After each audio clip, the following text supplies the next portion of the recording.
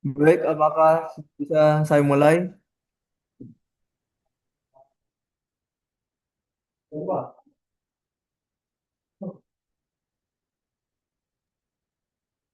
Assalamualaikum warahmatullahi wabarakatuh. Selamat sore teman-teman semua.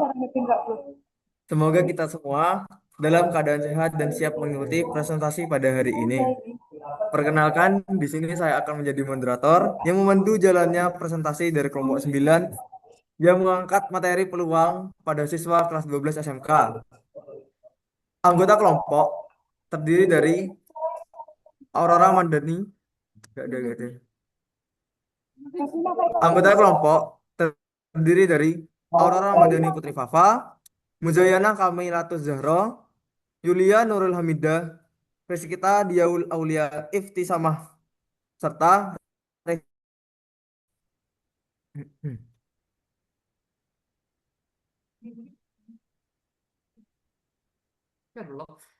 Oke, langsung dengan ide konsep dari pemateri, saya persilahkan. Baik, baik di sini saya akan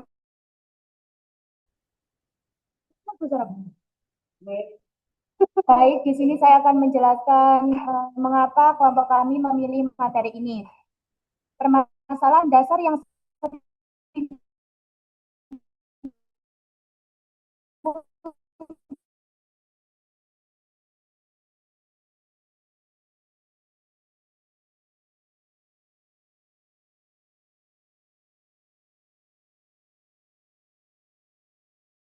yang memakai permutasi atau memakai kombinasi. Kita tidak hanya yang bingung itu tidak hanya siswa SMK saja sebenarnya, siswa SMA dan MA juga banyak yang masih bingung. Tetapi kita fokus pada SMA karena kenapa? SMA itu kan nanti endingnya akan SMK, maaf SMK karena nanti endingnya SMK kan itu langsung kerja dan mempraktekkan apa kali menghafal rumus tanpa memahami logika dan dibalik pemilihan objek-objek tersebut. Lanjut, Mbak.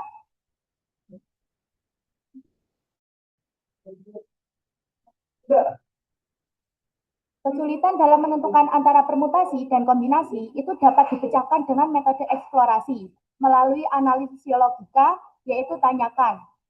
Jika saya menukar posisi dua data yang sudah terpilih, apakah hasilnya menjadi berbeda?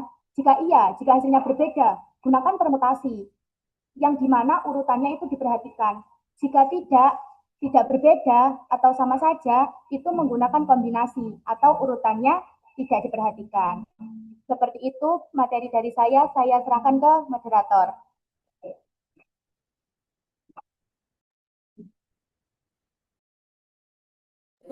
Baik, terima kasih Mbak Revina atas pemaparannya yang sangat baik. Untuk selanjutnya, yaitu kasus pertama yang akan disampaikan oleh pemateri selanjutnya. Baiklah, di sini saya akan menjelaskan mengenai permasalahan yang sering muncul pada anak SMK jurusan akuntansi dan manajemen, yaitu dalam manajemen seringkali diperlukan penyusunan urutan prioritas. Misalnya memilih 3 proyek investasi utama dari 10 proposal untuk ditentukan urutan pengerjaannya. Nah, dalam 3 proyek ini kan ada prioritas pertama, prioritas kedua, dan prioritas ketiga. Nah, untuk menyelesaikan permasalahan ini, siswa SMK kebanyakan bingung antara menyelesaikannya dengan rumus permutasi atau dengan rumus kombinasi. Nah, hal ini bisa dipikirkan dulu dengan metode eksplorasi tadi yang dijelaskan sebelumnya, dengan menanyakan apakah posisi 3 proyek yang akan dipilih ini jika ditukar posisinya, apakah hasilnya akan berbeda. Nah, jika berbeda maka gunakan rumus permutasi. Jika hasilnya sama, maka gunakan rumus kombinasi. Nah, pada permasalahan ini kan ada prioritas 1, prioritas 2, dan prioritas 2 itu ditukar posisinya atau urutannya. Jelas hasilnya akan berbeda. Maka menggunakan penyelesaian dengan rumus permutasi. Nah, rumus permutasi yaitu PNR faktorial. Nah, di sini diketahui N-nya adalah 10 total proposal dan R-nya adalah 3, yaitu jumlah prioritas yang disusun. Nah, sekarang kita langsung substitusi kepada rumusnya, yaitu 10 faktorial per 10 dikurangi 3 faktorial, yaitu yang nantinya akan menghasilkan 720. Baik, itu saja dari saya serahkan kepada moderator. Baik, terima kasih Mbak Zara atas pemaparannya. Selanjutnya, untuk kasus kedua, untuk pemateri saya persilahkan. Baik, di sini saya akan menjelaskan kasus kedua. Nah, pada akuntansi, seorang auditor mungkin perlu mengambil 5 sampel kwitansi secara acak dari total 50 kwitansi untuk diperiksa keabsahannya. Nah, kasus ini merupakan contoh kasus kombinasi. Kenapa ini termasuk kasus kombinasi? Karena dalam audit yang terpenting adalah kwitansi tersebut terpilih ke dalam kelompok sampel. Urutan saat auditor mengambil kwitansi nomor 1, lalu nomor 2, atau mengambil nomor 2 dulu, lalu nomor 1, itu tidak akan mengubah hasil kelompok sampel yang akan diperiksa. Karena urutan yang tidak diperhatikan, maka ini termasuk masalah kombinasi. Karena merupakan masalah kombinasi, maka kita gunakan rumus kombinasi, yaitu C N, K sama dengan N faktorial per N kurangi K faktorial dikali K faktorial. Nah, kita substitusi N yaitu 50 dan K 5. Menjadi 50 faktorial per 50 dikurangi 5 faktorial dikali 5 faktorial. Maka hasilnya sekitar 2 juta sampel. Baik, mungkin itu saja penjelasan dari saya serahkan ke moderator. Baik, terima kasih atas pemaparannya. Selanjutnya adalah kelebihan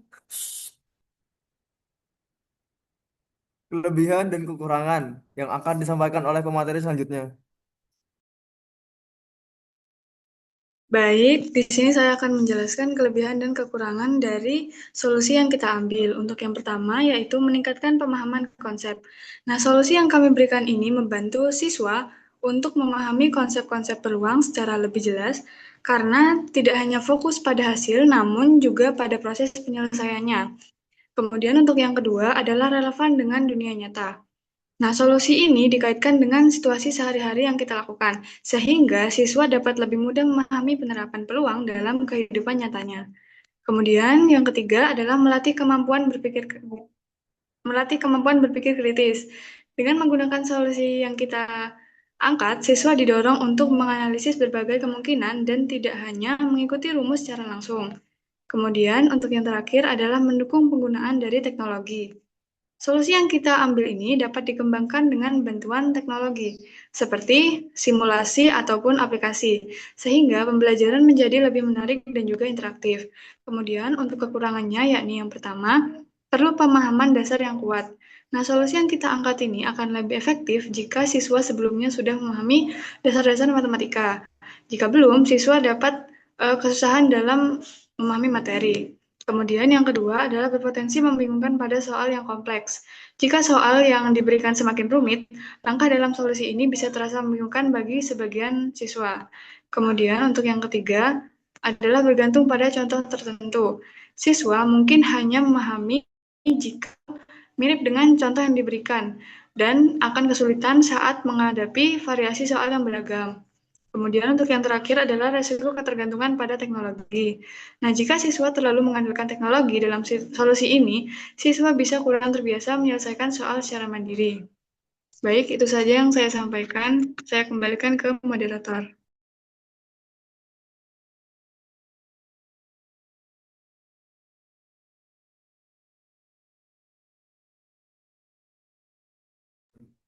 Baik, terima kasih Mbak Tata atas pemaparannya. Selanjutnya, kesimpulan akan disampaikan oleh pemateri selanjutnya. Baik, terima kasih atas waktu yang sudah diberikan oleh moderator. Di sini saya akan membaca kesimpulan dari apa yang sudah kita bahas. Dengan memahami perbedaan mendasar pada aspek urutan, siswa jurusan akuntansi dapat lebih akurat dalam melakukan perencanaan, pengelolaan keuangan, serta pengambilan keputusan berbasis peluang. Untuk sesi selanjutnya, saya kembalikan kepada moderator.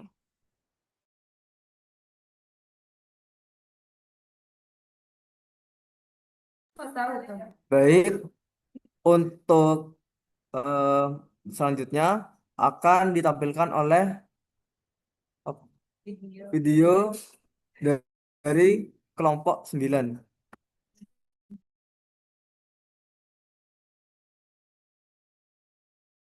Uang suatu kejadian, tapi masih bingung apakah harus menggunakan permutasi atau kombinasi dalam penyelesaiannya. Apalagi anak manajemen dan akuntansi, pasti seringkali bingung mau pakai penyelesaiannya permutasi atau kombinasi. Nah, hari ini kita bakal kupas tuntas masalah ini sampai ke akarnya. Bayangin deh, kamu lihat soal kayak gini, langsung pusing kan? Coba ingat-ingat, ini pakai rumus yang mana ya? Rasanya kayak dihadapkan sama teka-teki yang rumit. Padahal Maaf, sebetulnya nggak serumit itu.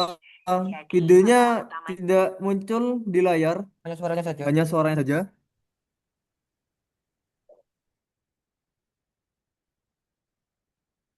Apa gini muncul? Ntar. Belum, Mbak. Belum. Pernah nggak sih kalian diminta menghitung peluang suatu kejadian?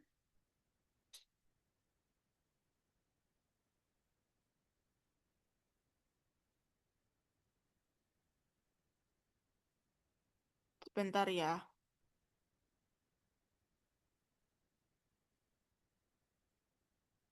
Pernah nggak sih kalian diminta Sudah muncul. menghitung peluang suatu kejadian, tapi masih bingung apakah harus menggunakan permutasi atau kombinasi dalam penyelesaiannya?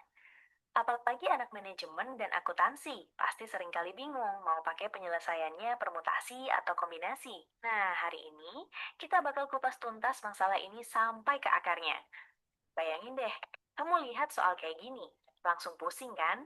Coba ingat-ingat, ini pakai rumus yang mana ya? Rasanya kayak dihadapkan sama teka-teki yang rumit. Padahal sebetulnya nggak serumit itu. Jadi, masalah utamanya itu sebenarnya bukan di hitung-hitungannya loh, tapi lebih ke kapan sih kita harus pakai rumus yang mana. Ini nih jebakan buat banyak siswa. Cuma hafal rumus tapi nggak paham konsep intinya. Akibatnya ya salah pakai. Tapi gimana kalau aku kasih tahu ada satu kunci rahasia buat mecahin masalah ini? Satu pertanyaan super simpel yang bisa mengubah segalanya. Semuanya itu ternyata cuma soal satu ide simpel yang kuat banget. Nah, ini dia intinya. Simpel banget kan? Kamu cuma perlu tanya ke diri sendiri satu hal ini. Apakah urutan atau posisi dari barang yang kita pilih itu ngaruh ke hasil akhirnya? Penting atau nggak penting? Ini dia kuncinya, pertanyaan saktinya. Coba deh tanyakan ini. Kalau aku tukar posisi dua barang yang udah kepilih, hasilnya atau artinya jadi beda nggak ya? Kalau kamu bisa jawab pertanyaan ini, kamu udah pasti tahu harus pakai rumus yang mana. Nah, ini dia beda mendasarnya. Kalau permutasi, urutan itu segalanya. A di depan B itu beda banget sama B di depan A. Kayak milih juara satu dan juara dua. Beda kan? Tapi kalau kombinasi, urutan nggak penting sama sekali.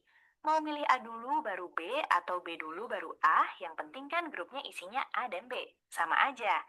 Yuk kita lihat contohnya di dunia nyata, manajemen dan akuntansi. Oke, kita masuk ke kasus pertama ya.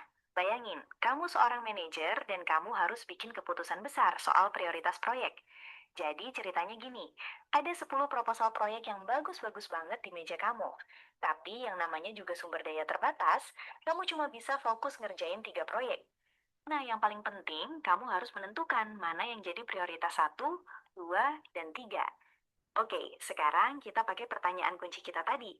Coba pikirin, kalau kamu pilih proyek A jadi prioritas utama dan B jadi prioritas kedua, itu sama nggak sih artinya dengan kalau proyek B yang jadi prioritas utama dan A yang kedua? Jelas beda banget kan? Menempatkan proyek A sebagai yang nomor satu itu punya dampak yang sangat berbeda dibanding menempatkannya di urutan kedua. Artinya apa? Urutan itu penting banget di sini. Nah, karena urutan penting, ini adalah kasus permutasi. Dan karena urutannya penting, kita pakainya rumus permutasi. Hasilnya, ternyata ada 720 cara berbeda buat menyusun prioritas 3 proyek teratas dari 10 pilihan yang ada. Banyak banget ya. Oke, sekarang kita ganti topik. Dari manajer, kita jadi akuntan. Dan kita lihat nih, gimana logikanya bisa berubah total. Di sini tugasnya beda. Seorang auditor punya setumpuk kwitansi, ada 50 lembar. Tugasnya adalah ambil 5 kwitansi secara acak buat dijadikan sampel pemeriksaan. Cuma 5 aja. Nah, kita pakai lagi pertanyaan sakti kita. Kalau si auditor ngambil kwitansi nomor 1, terus nomor 2 sampai 5 lembar, apakah hasil akhirnya beda kalau dia ngambil nomor 2 dulu, baru nomor 1 dan seterusnya? Padahal kelima kwitansi itu juga yang bakal masuk ke tumpukan sampel. Tentu aja nggak beda. Nggak peduli urutan ngambilnya gimana. Yang penting kan 5 kwitansi yang terpilih itu apa aja. Kelompok sampelnya ya itu-itu juga. Jadi di kasus ini, urutan sama sekali nggak relevan. Nah, karena urutan nggak penting, ini adalah masalah kombinasi. Karena urutan pengambilan nggak ada artinya, kita pakai rumus kombinasi. Dan tahu nggak hasilnya berapa? Ada lebih dari 2 juta kemungkinan grup sampel yang bisa dipilih. Coba bayangin, kalau harus ngitung manual satu-satu. Wah, bisa pusing. Nah, sekarang kamu udah punya alat yang bisa diandelin. Biar lebih gampang diingat, yuk kita rangkum jadi semacam tes logika sederhana yang bisa kamu pakai kapan aja, di mana aja. Anggap aja ini peta jalan mental kamu. Simpel banget kan? Cuma tanya, kalau posisi aku tukar, hasilnya berubah bukan? Kalau penjelasannya iya, sudah pasti itu permutasi. Kalau penjelasannya enggak, yaitu kombinasi. Sesederhana itu. Dijamin kamu nggak akan pernah bingung lagi.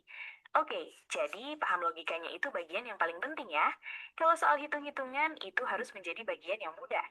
Nah, makanya kita harus kerja lebih cerdas. Nanti di dunia kerja, data yang kamu hadapi akan jauh lebih besar dari contoh kita tadi. Masa mau ngitung 2 juta kombinasi sampel pakai tangan? Mana mungkin. Disinilah peran teknologi. Fokus kamu itu di logikanya. Biarkan kalkulator atau software yang mengatur angkanya. Dan ini dia yang membawa kita kesimpulan kenapa semua ini penting. Ini bukan hanya soal lulus ujian matematika. Memahami konsep urutan ini adalah fondasi dasar buat kamu bisa membuat keputusan yang akurat dalam karir profesional masa depan. Jadi, ini dia tantangan untuk kamu. Lain kali kamu dihadapkan pada pilihan yang sama, entah itu di soal ujian atau di ruang rapat, coba deh berhenti sejenak. Tanyakan pertanyaan sederhana itu. Apakah urutan itu penting? Kemampuan menjawab pertanyaan itulah yang membedakan antara orang yang cuma bisa menghitung dengan orang yang benar-benar bisa membuat keputusan yang cerdas. Nah, sekarang udah gak bingung lagi kan? Sebelum video ini selesai, aku sudah siapin kuis yang bisa kamu coba. Untuk memulai kuis sederhana hari ini, silakan kalian semua memindai barcode yang ada di papan ini. Belajar gak harus serius terus kan? Yang penting kamu paham dan enjoy. See you di video selanjutnya. Bye!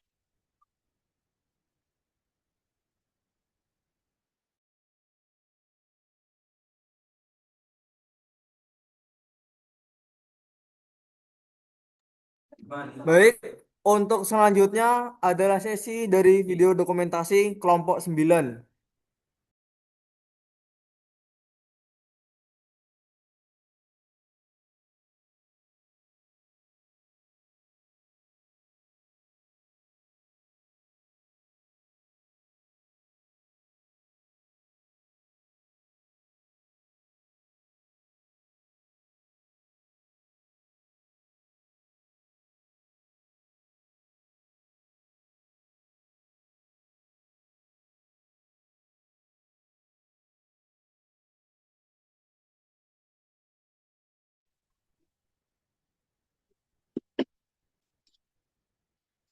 Sebentar lagi ngalamin gangguan.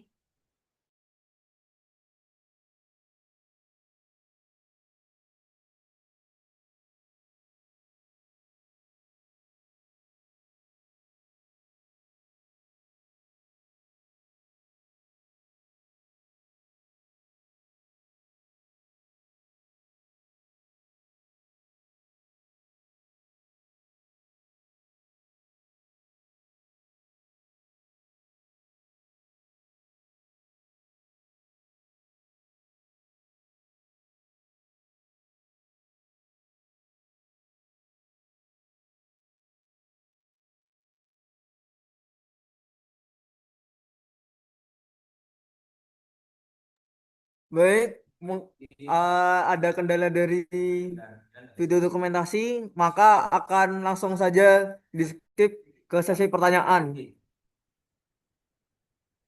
Untuk yang ingin bertanya bisa press hand.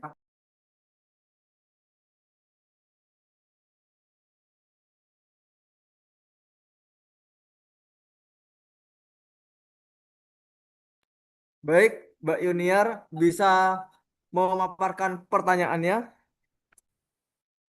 Baik, terima kasih kepada moderator atas kesempatan yang telah diberikan. Sebelumnya mohon maaf, saya izin off cam karena terkendala jaringan. Baik, di sini saya perwakilan dari kelompok 1 izin menanggapi dan bertanya,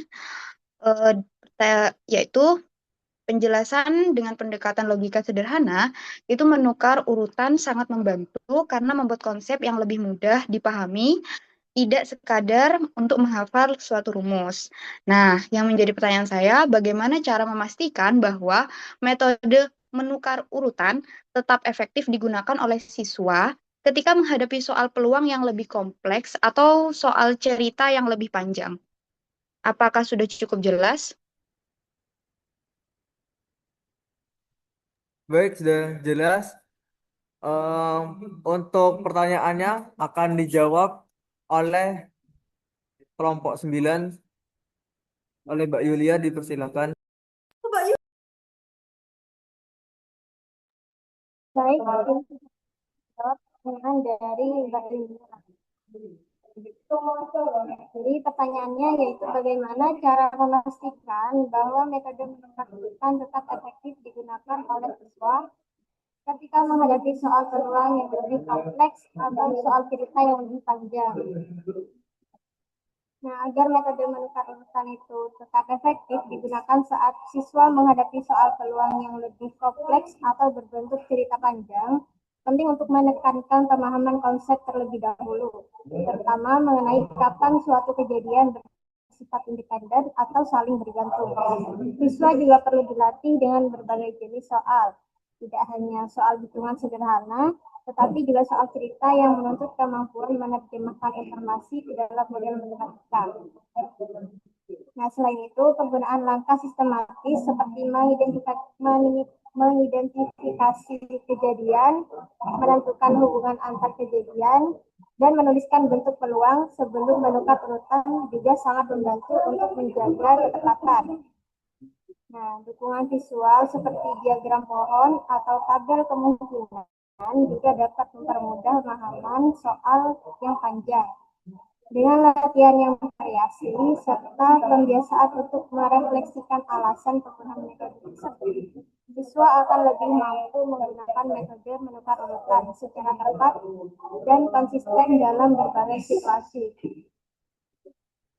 Mungkin itu jawaban dari saya. Apakah ada tanggapan dari Mbak Yuniar? Tidak ada, sudah cukup jelas. Terima kasih. Baik, berikutnya adalah sesi dokumentasi dari kelompok 9. Maksudnya screenshot.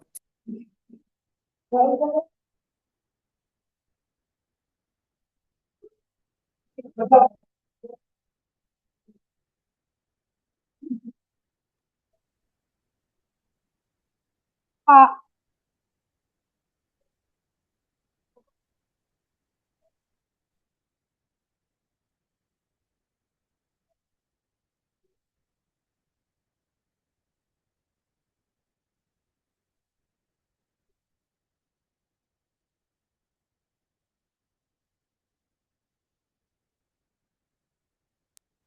Baik, terima kasih. Selanjutnya adalah sesi screenshot. Re, on cam yuk. Hitung ya. Loh ini stop ya. Ya, katanya keburu guys. 1, 2, 3.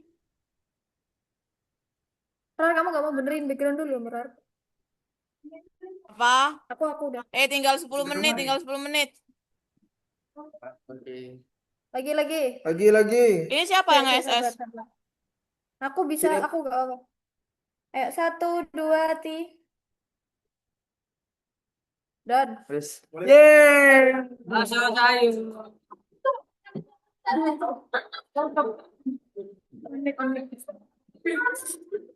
Baik, terima kasih atas pemaparan dari kelompok 9 serta mohon maaf bila ada salah kata.